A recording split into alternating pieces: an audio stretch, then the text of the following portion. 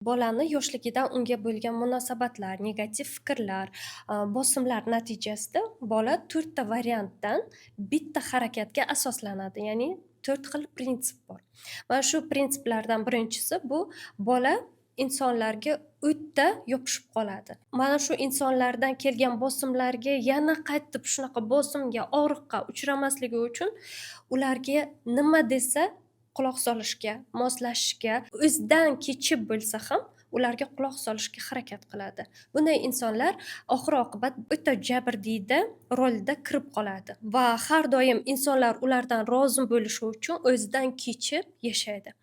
Ikkinchi prinsip bu inson boshqalarni bosimidan qochadi, uziladi, boshqalardan uzoqroqda yashashga harakat qiladi va hamma narsani pod kontrolim ushlashda harakat qiladi. Ya'ni u insonlar menga yaqinlashmasin, men ham ularga ortiqcha yaqinlashmayman va hamma narsa men aytganimdek bo'lishi kerak, чтобы mana o'tmishda bo'lgan bosim, og'riqlar yana qaytib kelmasligi uchun.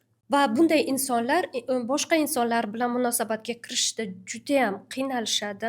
Bu insonlar hamma narsa ular aytgandek bo'lishiga harakat qilishadi.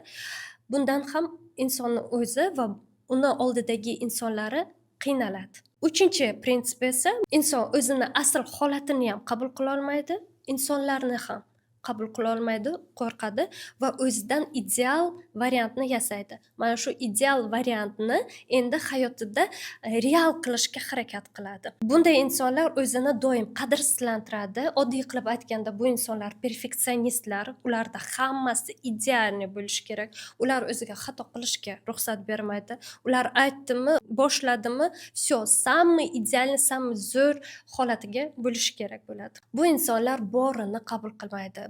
Bu insonlar kamchiligini qabul qila olmaydi, xatosini, omadsizligini qabul qila olmaydi. Har doim o'zidan bor imkoniyatidan ortig'ini talab qiladi. Va 4-variant bu inson na o'zini real holatini, na boshqalarni qabul qila olmaydi va o'zidan umuman aksi bo'lgan bir boshqa insonni yaratishga harakat qiladi. Bu insonlar jinsini o'zgartirishga moyil insonlar. Bu insonlar o'zi tabiatdan chiroyli bo'lsa-da, lekin tashqi ko'rinishini butunlay o'zgartirib, o'zidan umuman boshqa insonni yaratishga harakat qiladi. Ya'ni bor holati, qayerda tug'ildi, kimlarning farzandi, asliyati kim umuman qabul qilmaydi-da, o'zidan umuman boshqa insonni yaratishga harakat qiladi. Mana shu holatlarning barchasiga sabab yoshlikda olingan bosimlar, og'riqlar. Shuning uchun ota-onalar farzandingiz bir sog'lom, erkin, o'zini qabul qila oladigan bo'lib yetishishni xohlasangiz, ularga kamroq bosim qilishni o'rganing.